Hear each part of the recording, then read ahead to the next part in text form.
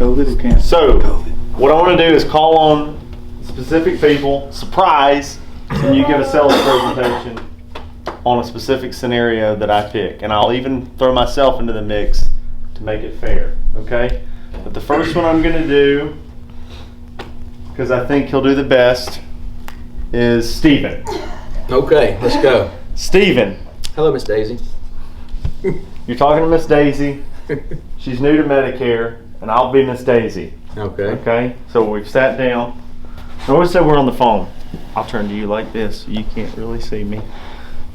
Hello? Click! You didn't set me up enough. I don't even know what I'm calling Okay, about. all right, you're calling To rewrite her supplement? You're calling She's a new to lead. Medicare. She submitted a lead on the website. Okay. All right. Her name is Daisy. Daisy. All right. Her name is Daisy Chain.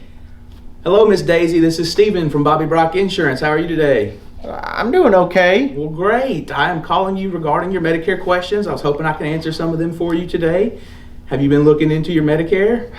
A little bit. Okay, I bet you probably gotten really confused by this point, and I'm hoping that I can help you sort some of that out. Well, I think I've been researching online, and I talked to a guy. He was telling me about the Plan G, and he stopped by my house too. And he had this one company with some kind of Plan G, and I was thinking about doing that. Okay, but you haven't made any decisions yet. Well, we hadn't signed up for anything. He was going to come back next week. Well, good. Well, let's just make sure that you're on the right track and he is making the right recommendations for you. Are you sure that that's the best plan for you and that's the one that suits your needs? To be honest, I really don't understand what all this stuff is. They have all these letters, and I don't know A, B, C, D, E, F, G. There's just so much of it. I don't really know what to do. Well, that's where most people end up. They start reading into information and you end up very confused. And again, I'm going to be the one that helps you get through all this and navigate the paths and make sure that you are on the right plan for yourselves. I would like to get involved in this situation. Is possible that you can set up an appointment and come by the office, or maybe I can come by your house? Okay. Well, he's already coming back next week. Is there any information that you could send me in the mail? I definitely can, but I think if we talk through it, it would go a lot better and help you understanding it. Would you like to go ahead and dig into some of this now? If you have some answers you can give me to what this, I'm willing to listen. Well, absolutely. So we're just going to dig right into it. And the Plan G is definitely a good plan, especially if you're just starting Medicare. But I like to look at other plans as well. And again, just make sure that you're comfortable with that plan. I want to show you all your options and make sure that you are, doing the most affordable thing for you as well as the right thing. Plan N would be another plan that I would look at. But again, this is going to get confusing. And we can move forward if you'd like. Okay. Well, what are we moving forward with? All right, so we're going to dig right into how Medicare is going to work for you and what all these plans are going to cover. So I just first want to start by letting you know that there are two options with your Medicare. One of them is Medicare Advantage. You've probably seen a lot of these commercials on TV, and they've probably raised a lot of questions for you. So I want to mention them at the very least, as well as Medicare Supplements, is what it sounds like you've been discussing with the other agent. And so I want to just dig a little bit more into each of these options and answer some of them questions that may have been brought along that haven't been answered for you. Okay, so here's what I'm thinking, and this is interesting for us because we haven't had a lot of Medicare Advantage plans in the area before. But when I'm in the future, as we tee up like a new to Medicare situation, I want to pose the question first of Medicare itself versus Medicare Advantage, so that so it's not Medicare Advantage versus Medicare Supplements. Medicare Supplements is something that come in if you choose the original Medicare route. But first, I like to say, I want to let you know, Daisy, that there are a couple of different ways to explore your Medicare options, and we could look at the privatized options that Medicare Advantage plans offer, where there is some simplicity in that they're all in one and they include many additional benefits and often have a very low cost. But then there's the other side where you can stay on your regular red, white, and blue Medicare, and you can get a supplement. And pretty much with that one, you have more flexibility in your doctors and your hospital choice, but the premiums cost a significant amount more, and they do go up over time. So if we're painting the picture of, what is more important to you, can you change your doctors and hospitals to meet your plan's needs if it saves you money on premiums? Or would you be looking more to have flexibility to go to any doctor you want to, as long as they accept red, white, and blue Medicare, which 97% of doctors do? I like to frame it that way first. Then they're choosing a path. Then I can dive right into whichever path that is. And I think that gives both of them a fair shake, because Medicare Advantage, the real benefit is cost. The number one benefit and additional benefits. That's where you get your dental and vision and stuff like that are better on it.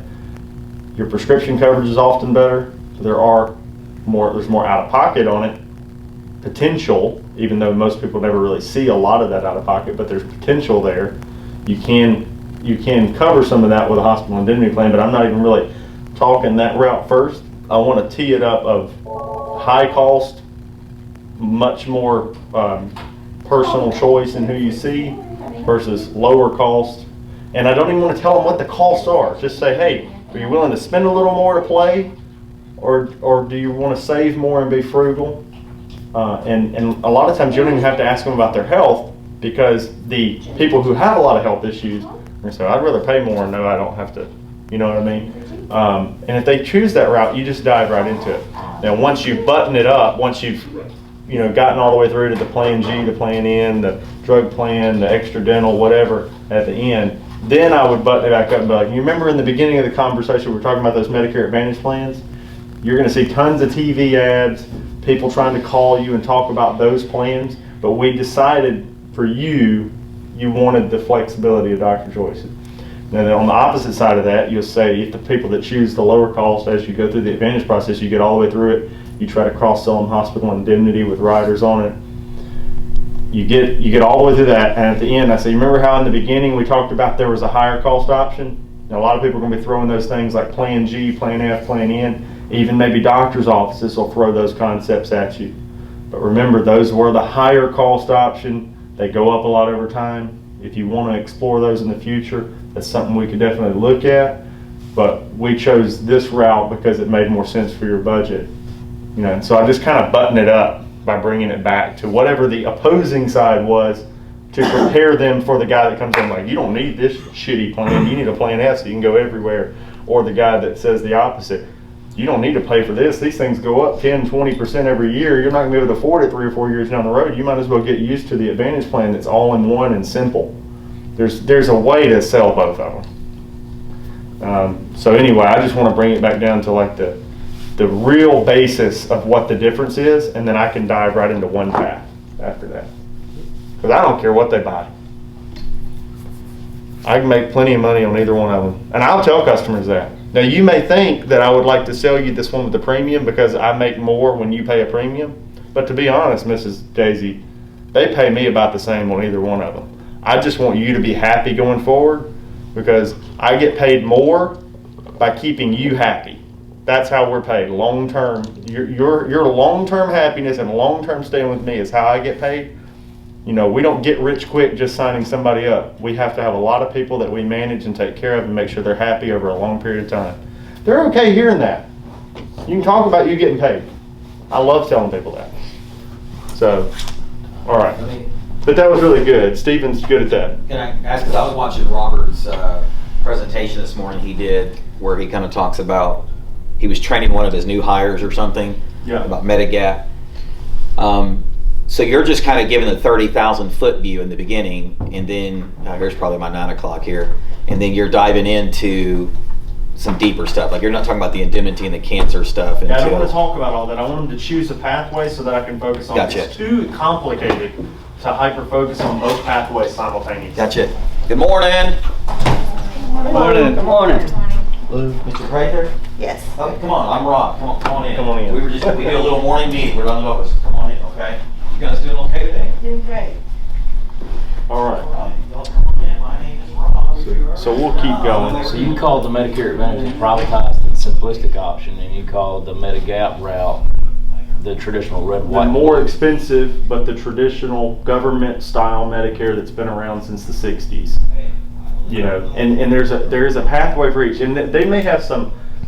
They're not normally going to see that 30,000 view and say, "I want this," but they're going to latch on to one of those principles. I sure like going to. I don't want to change doctors, okay, or I don't. Or they're going to latch on to. Well, I'm on a very fixed income. You know, I can't be having something that's going up every year. You know, for years and years. That's already somewhat close to the top of my budget. Once you know that you got one of those two pathways you're looking at, you can kind of start aiming that. Now, if you look, he brought up Medicare Bob's pitch. So Bob's pitch a lot of times probably leans a little traditional Medicare with a Medigap plan. I'm trying not to do that. I really, really want to be completely like pros and cons as I would look at it. And I would choose differently based on my circumstance. There's not a one size fits all. There's some people that cannot afford a plan F. I talked to a lady yesterday. She's about to cancel her plan G just because she can't afford it and just go back to regular Medicare and wing it. So she's really a Medicare Advantage prospect. And it was only at like $130. So it's not really gotten that high yet. So when she's 85 and it's $230 a month, she ain't gonna be able to afford it. Unless she gets a side hustle. So I'm gonna take her yard selling with me this week. But anyway, that's how I like to paint it. So let's do Zach on a Medigap to Medigap pitch. We'll do it over the phone. I like doing it over the phone. So you've been doing a lot of current customers, so let's do it a different way. Let's just say I'll call you. No, that's too easy. Let's say that I am. I submitted a website lead. Yeah, I submitted a website lead. My name's Bill Engvall, and my Medigap plan has gone up. But all you know is I submitted one, and I'm 70 years old. Alrighty. Ring, ring, ring. Hello. Mr. Engvall, Yeah. this is Zach with Bobby Brock Insurance. I saw you were recently checking in on your Medigap plan, supplement plan. All I know, I was on y'all's website because I was looking for somebody in my area who could help me get this dang plan down. Somebody stopped by my house about 5 years ago to sign me up on the plan. It's going up dang 25% every year, it feels like. Yes, sir. Well, what plan are you on now? Are you on plan F? I'm on I don't know, it's Manhattan Life. Manhattan Life. Okay, do you have a deductible you pay every year, or? I reckon I don't pay anything when I go to the doctor. Okay, yeah, you have a plan F then. That means you don't have a deductible, you pay a premium, and it pays everything else. Okay, you said you're with Manhattan Life. About how much are you paying a month for that? It's about $173 a month. $173, okay. Before we go any further, I'd like to ask you, how's your health right now? Do you have any congestive heart failure, diabetes, any internal cancer, anything like that? Right now, the only thing I have wrong with me is my blood pressure. I take 2 blood pressure pills and a metformin for a little bit of pre-diabetes. Pre-diabetes, yes, sir. All right, so now I don't want to, I don't want anything that's not going cover as good as this one. This one works good. I don't have any complaints about how it's worked. I haven't paid a dime. Yes, it's sir. Just it just seems like it's getting out of hand on the price. Yes, sir. Well, I always kind of like to break it down like this. These Medicare supplement plans are standardized, meaning as long as you stay with a plan F, it's going to pay out the same way no matter what company you go with. That's Medicare's regulations. They make them do that, so you don't matter what company you're with, as long as you're with a plan F, it's going to pay the exact same way. The only difference will be the company you're with and the premium you pay every month. Okay. So with the metformin and the 2 high blood pressure medications, I'm just going to run through here and see if it's going to cause us any issue with this company. Yeah, it's February. I think I have a 20th. company I just don't know exactly that could save you a little bit of money every month. How they actually pay that out. Aetna, $125 a month. Okay, Aetna, You're welcome. I used to have Aetna, when I was on my group plan, it was a good insurance. Yes, sir. Now, but my doctor's gonna accept Aetna? Yes, sir. With this Medicare supplement, as long as the hospital or doctor's office accepts Medicare, they have to accept the supplement. Okay, all right. Yeah, I think that's how they said that on my Manhattan Life when I first got it. So Yes, it's sir. the same as that? Correct. Yes, sir. It's going to work the exact same way. Okay, all right. Is there anything, somebody told me something about a Plan G that I should be changing to, and something about Plan F going away.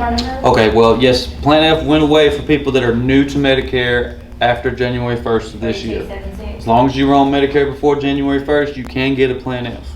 But, however, Plan G is also a good plan. The only difference in the two is Plan G has a $198 calendar year deductible. Oh, I don't know about that.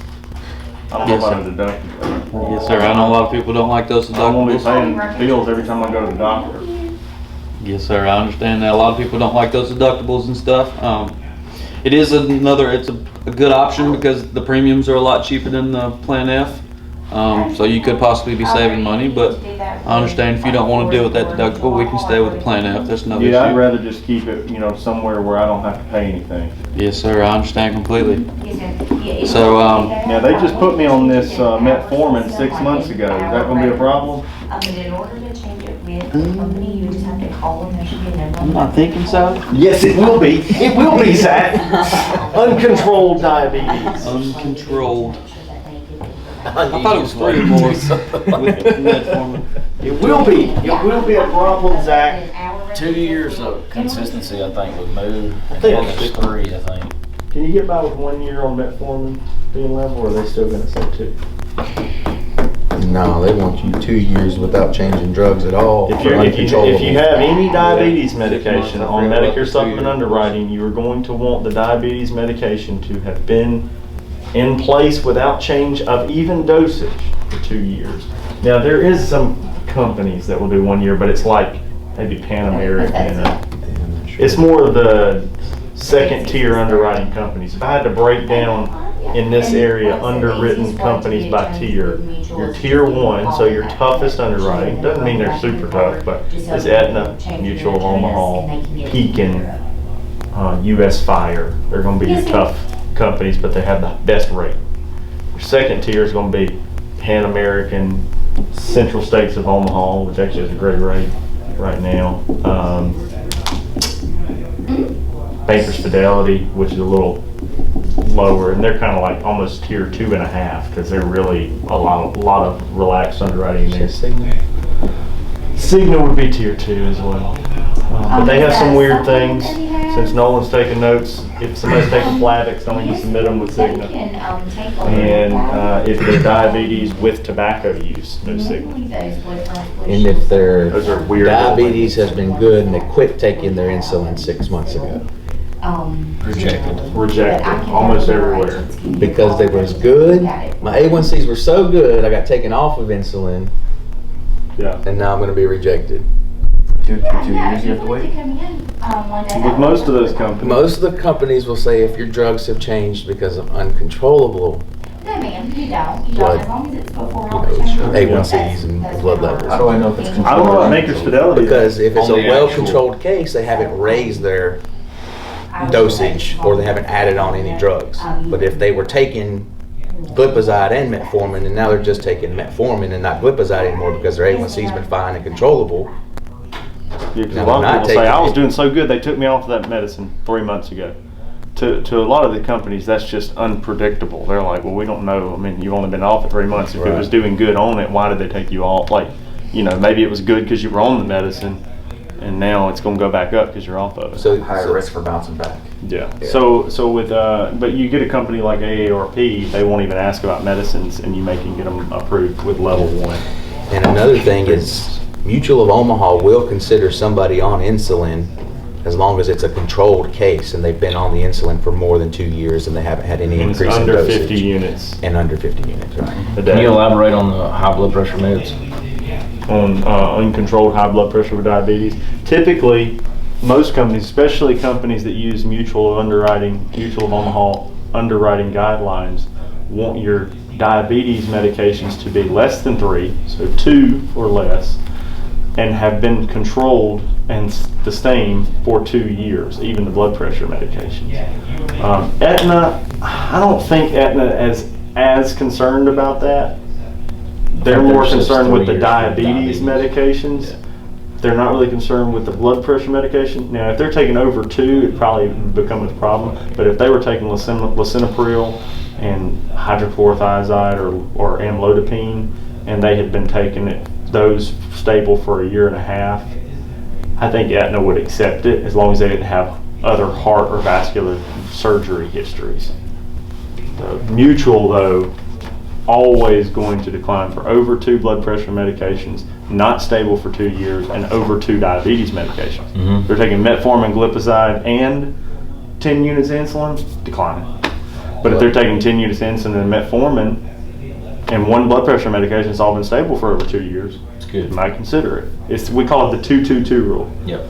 2 or less diabetes medications, 2 or less blood pressure medications, stable for 2 years. 2-2-2. Is high blood pressure without diabetes, is that a concern? High blood pressure without diabetes, typically no. Okay.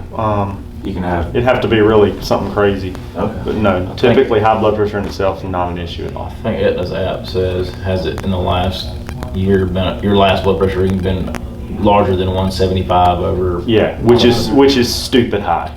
Yeah. Like people on But blood it's pressure also- medication, it's never that because blood pressure medication is lower. Yeah. Was it higher than 170 on the diastolic side or higher Yeah, than I just say the on top the side because I don't want to say that diastolic. Let's say, is it higher than 175 on the top side and higher than 100 on the bottom side? No. All right. That's what they know anyway. They don't know what this works mean. Unless it's the nerves. Your blood pressure is like 120 over 175 over. If it's higher than 175 Yeah, but you can't over say 100, that because they would say no, it wasn't 175 over 100. It might have been 175 over Then they have diabetes too. 50 or something. Right. If they have Good chance. So they're but Yeah, what if their what blood Ed is pressure's asking out of is, was it control? higher It's than over 175. on this side or was it higher on this I side? asked both. So it's like 2 questions. I don't see many Invoice. people with blood pressure reading that high. Yeah. I haven't seen Y'all had anybody yet. anybody answer yes to None. that? Never It's had pretty anybody crazy. say Well, that. yeah, let's keep it simple. Most of them say, well, yesterday I checked it and it was. Yeah. If they say, they don't have to tell me the number. If they say it was good, I'm like, okay, well, no. Because if it was over this, you're dying. So hopefully you went to the ER. So, We're admitted immediately. I don't want to do under 65 right now because it takes it off the Medicare topic. I'm trying to think of another one. Medicare Advantage just moved here. That's a good one. Medicare. Stark. Oh, I've never got one of those. This should be great. I'm going to do a different one. I'm turning 65. Okay. I submitted a link to the website. I'm going to throw a curveball at you. Okay. And my name Baseball, is Stephen. my name is Chipper Jones. All right, Chipper. All right, I'm taking notes as you're talking. Go ahead. All right. Ring ring. Hello. Hey, this is Justin Stark with Bobby Brock Insurance. This is Chipper Jones. Hey, Mr. How are you? Chipper. I'm great, Mr. Chipper. How are you? Good. So, again, my name's Justin Stark with Bobby Brock Insurance. I'm out of Tupelo, Mississippi. Where are you from? Tupelo. Well, awesome. So, Used to live in Atlanta. you did? Yeah. Well, my goodness, what'd you do in Atlanta? Drove a garbage truck. Did you? Yep. You still got any family there? No. They're all dead. Well, what got you to move to Tupelo? Cheap. Cheap? Yeah. It's just the easier cost of living? Mm-hmm. Yeah, sure. Well, all right. Well, I noticed that you submitted some information on our website. See that you were interested in your insurance. How can I help you today? Well, I got a Plan G from a guy over at the United Medical Providers or Advisors or something. He got me a Plan G yesterday. I was on there and I reckon I thought he might have been with y'all or something, but he called. I got a Plan G. Mm-hmm. So you just signed up on a Plan G. And what's your date of birth again? July 15th, 1955. All right. So you just signed up on Medicare. Do you happen to have that red, white, and blue card available? Yeah. I think there's a good chance maybe I could help you out with some things. You seem like you're still interested, so you think you could grab that card for me? Well, I guess I got it all done now. He submitted it, and they just gonna do a draft when they approved it, and Okay. So do you know how much you're going to be paying a month? I'd be glad to see if I could give you a review. well, it was a Mutual of Omaha, I think, Mutual of Yamaha, maybe. It's gonna be like 120, $120 a month. 120 a month. Okay. So did he get your drug plan taken care of? No, but I use the VA for that. So you're a veteran? Mm-hmm. What branch did you serve in? Air Force. You did? Well, thank you for your service. What'd you do in the Air Force? Drove a garbage truck. Did you really? Yep. Where were you stationed at? Belarus. Well, that's interesting as well. I was in the Marines for about 5 years. I'm glad to hear you're in the military. Did I you got a enjoy doctor's it? appointment in 15 minutes. I gotta go. You got appointment in 15 minutes? Yeah. Well, I'll tell you what, I was thinking while we were talking, you're saying you're paying $120 a month, and you told me you moved here from Atlanta to save you some money Mm-hmm. based on your cost of living. I could probably get you the same coverage that would work really well with the VA benefits for about $0 a month. How does that sound? Illegal. Well, it does sound like that. However, I believe for a veteran, you should get all that's available to you. The VA provides you with lots of benefits. Is there a time we could set to talk a little more about that? What do you have going on tomorrow? Click. He called you back. Mr. Chipper? Hello. Hey, this is Justin with Bobby Brock Insurance again. What happened? Did the phone disconnect? No, I hung up. I gotta go to the doctor. All right, well, I'll tell you what. I'll call you back in a couple hours. How's that sound? Okay. All righty, talk to you later. Bye-bye. Okay. What I think you ought to be trying to do is get it back to the educational side of the conversation if he's new to Medicare, because they probably didn't explain it very well. So I would have the question: did he explain all of your options? That's a good phrase. All right. And then he's, guy like that, because there's a lot of those, is probably going to say yes or no. Or who knows what the hell he's going to say, honestly. So they'll say yes, but the answer's probably no, and they're just trying to pacify the whole situation. But you'd be trying to tie it back to Plan N or Medicare Advantage, Yeah, it really didn't compliment the Plan G much. Yeah, you don't want to go straight into the zero premium, because if he bought a Plan G and they did the turning 65 educational pitch, he might have bought into the idea of the flexibility of doctors and not having to worry with the VA. Maybe he likes the VA just for prescriptions, but he won't have to deal with their ass. So he wants the flexibility of doctors, but he wants that, high coverage where he can go to any doctor, not just a little bit extra doctors. A lot of times when people are selling, people that say, I have the VA, I don't need anything else, they'll say, well, I can get you this zero premium Medicare Advantage plan that will give you access to some out of VA network doctors where you don't have to get a referral through the VA to have it paid over there. Right. Or however the best way to phrase that is. But it gives you access to some more doctors. It doesn't give you access to every doctor. With a Plan N or Plan G, throw it on there. Now you're getting access to almost all doctors because you got the whole Medicare network. So who knows? You have to kind of bring it back to educational side to decide whether he was educated and chose the Medicare and the supplement route, or if somebody just straight line pitched him that and told him that's what he had to get. You've got to put that doubt in their mind that they might have made the wrong decision. Yeah. I wouldn't go straight into the zero premium, because if he did buy into the idea of paying a little premium to be able to go anywhere he wanted to, well, you don't want to throw that zero premium out there, and then when he says, well, I don't want that, then you're creating a fake thing that he didn't want, and then you might not get the second opportunity to requote the Plan in. So bring it back to educational, build it back up, let him know, okay, these are the two ways you get your Medicare benefits. One of the ways, which is the way that this other guy has got you set up on, it has you on original Medicare with a supplement, but it has a higher cost to it. So the same way we were talking about with him, that education, just bring it back to that, square one educational pitch. higher costs, making them comfortable with me talking to them. It's the reason politicians do that shit, and we get sick of it because it's politicians. But when you're talking about Medicare, you can do it, and you're not a politician. So you have to use those types of pitches. I heard you do 3 things consistently over and over when someone asked a specific question. Complimented what they said, you affirmed what they said about the research or whatever, and then you added value by giving them more education based on the research. Yeah. But you straight lined it. So now the level of education that you're going to have to give is going to depend on the prospect. Yeah. I mean, some have done some level of research. Some have told you, my sister said to get this. Okay. Yes. Some have said, different things. And there's a little bit of instinct involved here where you feel it and you're like, okay, this person is wanting this. Who was here when I made my Tiger Woods instructional analogy yesterday? Me.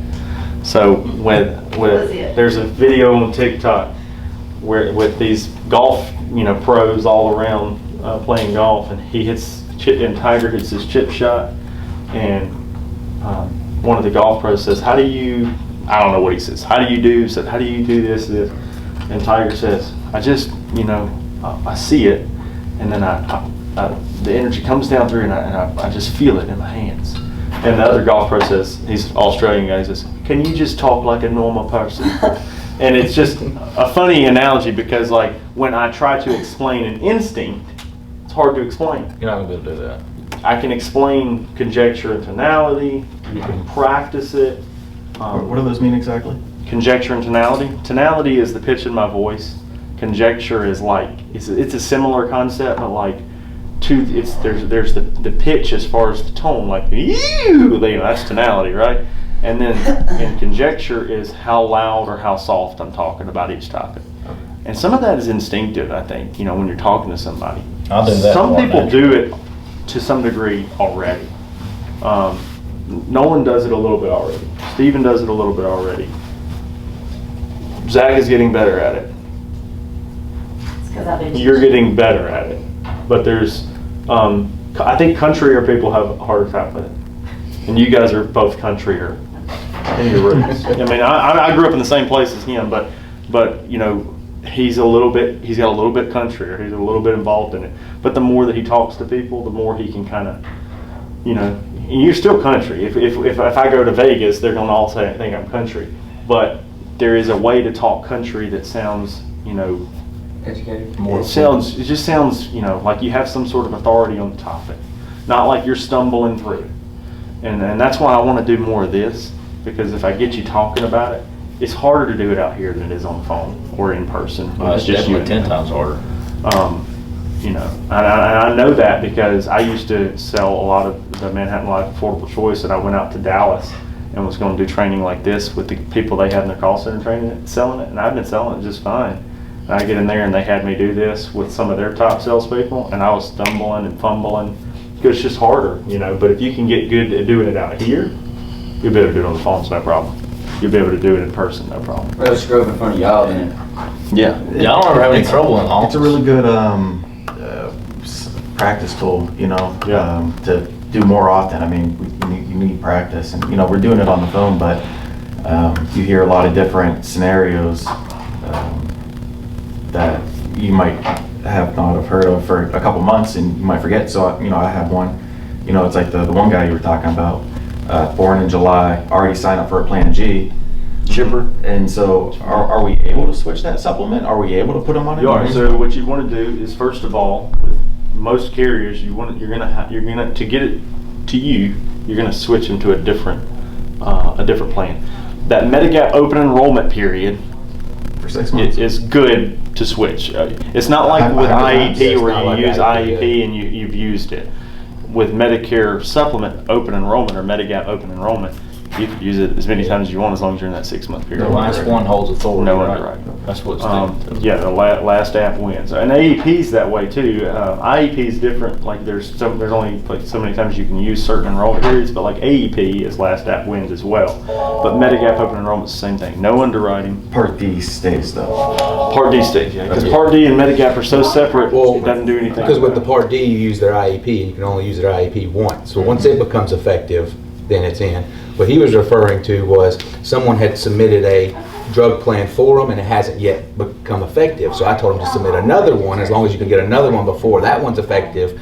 The last one that goes in using the IEP will actually be the one that... Is that for any SEP? Say you sign someone up on the 30th of the month and you can pretty much, and there's an effective for the first, you can always slide into it. So if they say I've already submitted it, it's going into effect September 1st, well, you know, if you find a better one for them, switch them over and use the same SEP, and that one will be the app that actually goes into place. Yeah. So it's like an AEP. Every SEP is like a little mini AEP. Right, yeah. The last app you submit before. But then after the effective date, it's over. It's finalized. Yeah. Right, that's when it's... You can't reuse that same special enrollment period after this. That's why AEP continues to use that, because the effective date is January 1st, and it never happens until long after AEP is over.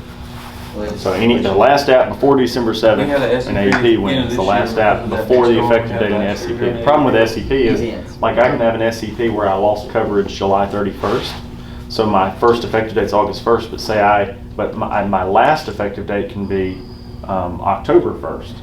So if I'm using that 60-day window SEP, then if somebody submitted me for a September 1st effective date, even though I'm still in the SEP, after September 1st, I can't use it again. But before September 1st, I could use it again. But if he submitted for November 1 effective, you can still... If he submitted it for a further out effective date, as long as it's before the effective date, you can reuse that SCP and you win. Last app wins until the effective date. So, but back to the Medigap open enrollment. If you're using the Medigap open enrollment, you can use that as many times as you want to in that period. And the reason you would use it in the way that you would position yourself is you find out how they were educated on it, and 99% of the time, somebody wasn't told everything. If they were sold a plan in, they really weren't explained the excess charges. They weren't explained. They weren't explained that the Part B deductible could increase over time. If they were sold a Plan G, they weren't explained that the rate increases on Plan G are higher than Plan E. So you always just find the inadequacies in what they were pitched, and sometimes you'll get them to take the same plan, but they were like, "Man, you educated me on it. You know, is there a better rate you can save them $2 and they'll go with you because you are somebody that's meeting with them, or you're whatever. You're local. You're better. You can even be on the phone and be 10 states away, but you're just better, Right. Because the other guy's probably 10 states away too, or the other guy is a captive agent that knocked on their door first, and you can call them a one-trick pony, because that's what I call them. They're a one-trick pony. They got I got a bag of tricks. They got one trick right here, and they gave it to you. And now when that premium goes up, you know what they're going to do? They're going to duck your phone calls. They don't want to talk to you because they can't help you anymore. You can't help. So you're going to call on me anyway. You're going to call me, but at that point, you might have health issues that prevent you from getting the right plan that you should have been in from the get-go. So let's just fix this now. Let's take the one-trick pony. You give me his number. I'll call him, let him know he's a one-trick pony, and come work for me, and he'll be happy too. It's a win for everybody. I've seen you do that too.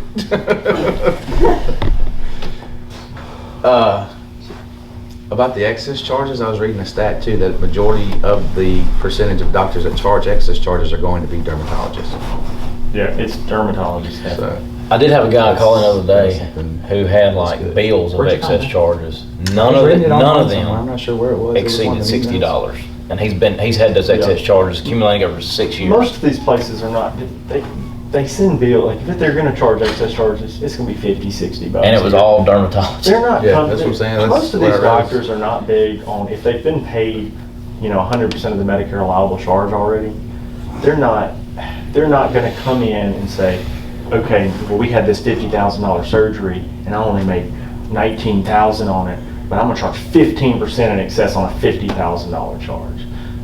They've already been paid $19,000. They were profitable long before that. They're using that Medicare allowable charge to get those nickel and dimes out of people, but they're not gonna $100 bill on, and when I say $100 bill, I'm in comparison to nickel and dime. So yeah, they will sell them $50, $60, $100 bill, but 15% of 100,000 is $15,000. I ain't never seen anybody do anything like that. So I'll say this, I found the one website, if you have the code for the medical procedure and you put it in, it tells you how much the Medicare rate is in any zip code. So I was digging around, and in Vegas at least, we can find one from Mississippi, but a heart transplant, which you think is like the most major thing you could have, a whole dang transplant. The physician fee, you would guess $19,000, $50,000, but the Medicare rate was $7,000. yeah, So even a worst case scenario, and they're charging 15% on that, I mean, that's still not much. You're it's talking less about than less than $1,000 You're talking about, yeah, $900, something like that. So, and I still think most of the time they just waive that. They waive those types of things when people call in and they're like, I didn't, I mean, and they'll look at their file and they're like, well, we already received 80% for Medicare, then we received 20% from your supplement. Okay, that fit, when they do charge that excess charge, the very rare occurrence they do, it's to get the nickels and dimes out of people. So, so I don't think it's a big issue. And like you said, yeah, when somebody brings in a bill and it's a $100,000 surgery, a lot of that went to the surgical centers, anesthesiologists, little equipment fees. The surgeon is the one that charges the excess charge, and their fee is not near as much as the rest of it. That's crazy though, $7,000 allowable for a heart.